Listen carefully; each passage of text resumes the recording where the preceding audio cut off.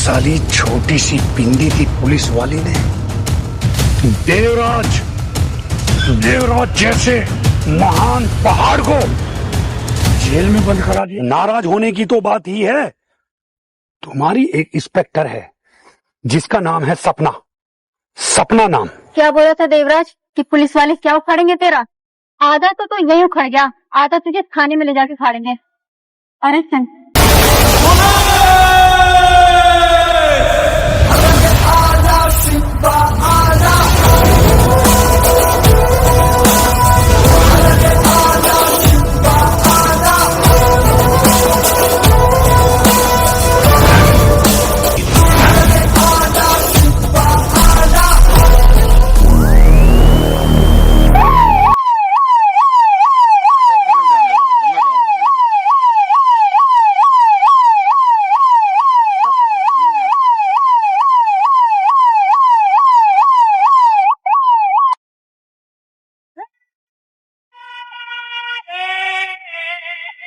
रविंद्र ले गया।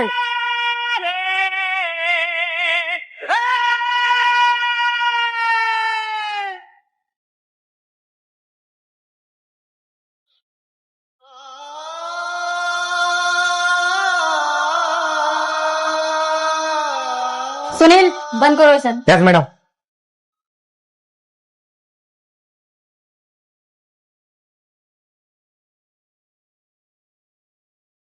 राम जी, आप मेरी बात सुनिए। जी मैडम। अभी जो हम मुलजिम पकड़ के लेके आए हैं उसकी कागज तैयार करिए आप। जी मैडम, अभी तैयार करता हूँ। उसे हमें जल्द से जल्द जेल में शिफ्ट करना है। ठीक है मैडम, मैं देवराज मुलजिम के अभी कागज तैयार करता हूँ।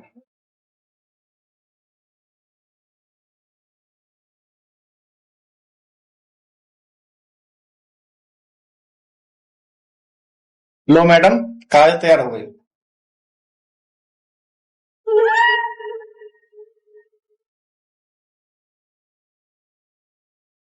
रविंद्र, सेवराज को बाहर निकाल के लेके आओ। जी मैडम, अभी लाएंगे।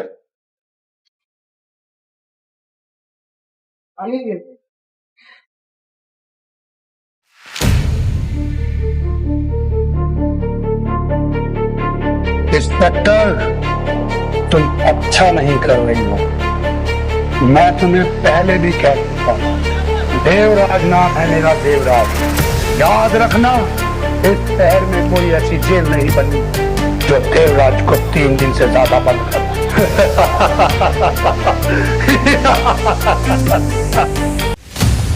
अरे जाओ जाओ देवराज, तुम्हारी भीतर भरी धमकियों से मुझे कोई फर्क नहीं पड़ता और ना ही मैं तेरी इन धमकियों से डरने वाली हूँ। जा जा, तेरे जैसे पता नहीं कितने देवराज देखे हैं मैंने। लेके जाओ इसे।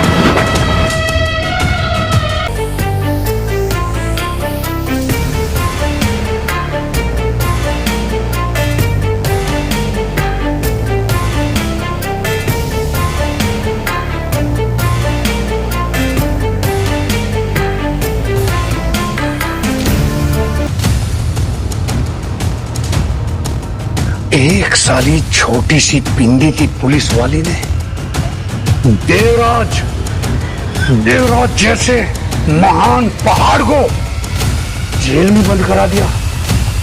नहीं छोड़ूंगा, नहीं छोड़ूंगा। मैं उसे अपने अपमान का बदला लेकर रहूंगा, लेकर रहूंगा।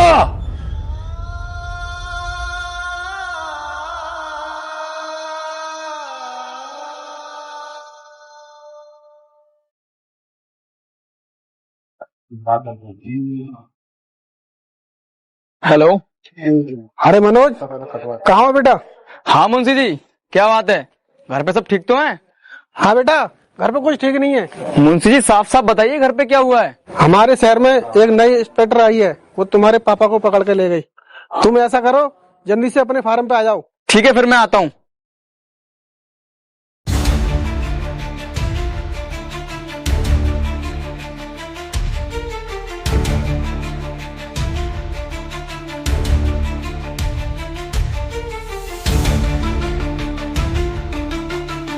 मुंशी जी आप चिंता ना करो, पापा को मैं भी छुटा के लाता हूँ। चलो मुंशी जी, थाने चलते हैं।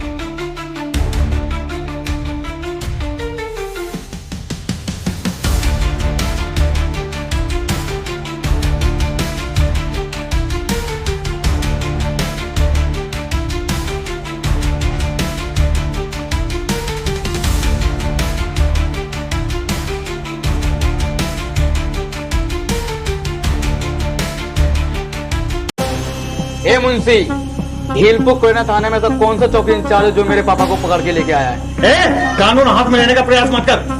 उस चौकी इंचार्ज को मेरे सामने लेके आओ, उससे हम भी बात करना चाहते हैं। हम भी तो देखना चाहते हैं इस हीलपुर कोयना थाने में कौन सा चौकी इंचार्ज आया है। अरे सपना, तुम हो इस चौकी के इंचार्ज? हाँ, मैं हूँ इस थाने की इंचार्ज। बताओ क्या काम है, क्या कहना हुआ तुम्हारा यहाँ? अभी अभी तुम जिन्हें पकड़ के लाए हो ना, वो मेरे पापा हैं। छोड़ दो उन्हें, उसमें आप सबकी भलाई है। अच्छा, वो तुम्हारे पापा हैं? हाँ, वो मेरे पापा हैं। इसमें भी कोई शक है क्या?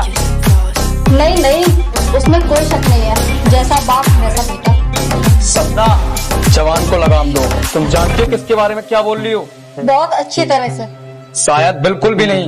तुम सिर्फ मेरे बारे में जानती हो, वो भी अच्छी तरह से नहीं। मैं तुम दोनों बाप बेटों को बहुत अच्छी तरीके से समझ चुकी हूँ। तुम्हारे बाप को तो बड़े घर भेज दिया है। अगर तुम्हें नहीं जाना है तो जाओ अपने घर, जाके अपना काम धंधा देखो। हाँ हाँ, देखूंगा जरूर, पर तेरी दादागिरी को तू शायद भूल चुकी है। मैंने तुझे अपने दोस्तों के वजह से छोड़ा था, वरना को अपने जेब में रख और जाके अपने बाप के बारे में सोच। उसके लिए मुझे सोचने की जरूरत नहीं पड़ेगी। बस अब तू देखेगी मेरा और मेरे बाप के गुस्से का आतंक। मछली बहुत पकड़ ली, अब मगरमच्छ पकड़ने की बारी है। 2 टके की जान देने 9 मिलीमीटर की गोली नहीं, 56 इंच का। मैडम, आपने तो बहुत अच्छा किया दोनों बाप बेटों का। मैडम जी, आपको बाप बेटों से हमारे शहर में लेडी इंस्पेक्टर आई, तब से बहुत सुख शांति, गुंडों का पतन हो गया।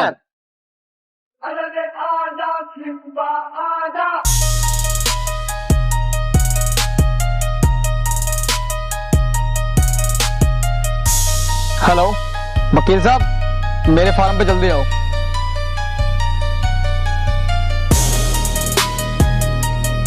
क्या हुआ छोटे सरकार? इतना भोला बनने की जरूरत नहीं है वकील साहब, आपको सब पता है मैंने आपको क्यों और किस लिए बुलाया है। सॉरी साहब, मैं नहीं चाहता कि आप डिस्टर्ब हो। आप चिंता ना करें, मुझे 24 घंटे का समय दीजिए। मैं केस को इस तरह से घुमाऊंगा कि जज साहब हमारे देवराज साहब को बाइक बरी कर देंगे। चलो फिर अपने कोर्ट चलते हैं।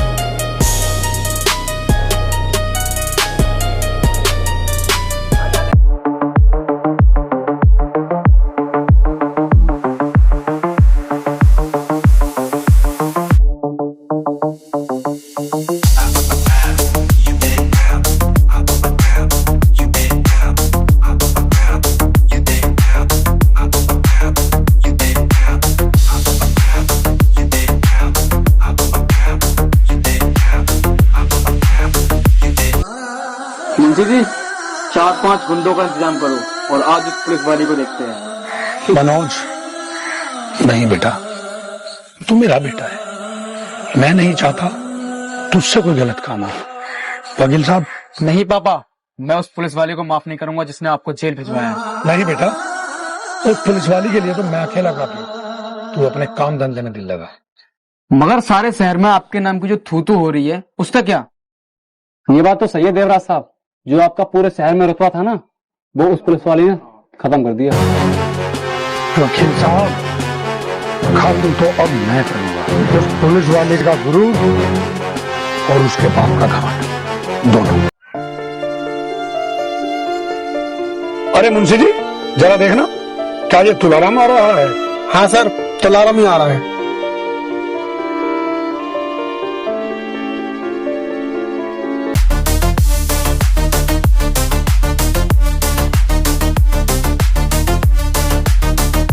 हाँ भाई तुलाराम। अरे सेठ जी आप? हाँ मैं तुलाराम। अब तो तू बहुत बड़ा आदमी बन गया है और वो तेरी बेटी पुलिस इंस्पेक्टर बन गई है ना। तेरे पर निकल आए हैं, इसलिए तू पहचान नहीं पा रहा है। खैर छोड़ इन बातों को। तू अपनी बेटी को समझाता क्यों नहीं? क्यों, क्या हुआ सेठ जी?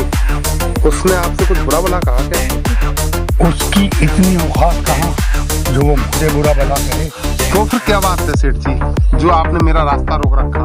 सुन दुलाराम, तू अपनी उस पागल बेटी को समझा ले, वरना तेरे और उसके लिए ठीक नहीं होगा। समझा ना?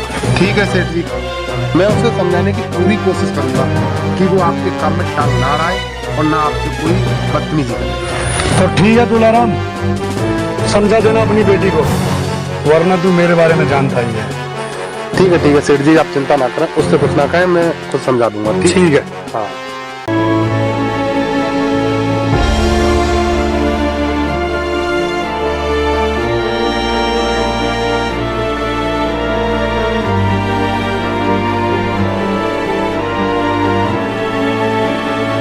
अरे सपना बेटी, जरा इधर आओ, कुर्सी इधर डाल दो। जी पिताजी बोलिए। हाँ पिताजी, क्या बात है, क्यों परेशान है? बेटी क्या बताओ, चौकी में सब कुछ ठीक चल रहा है ना?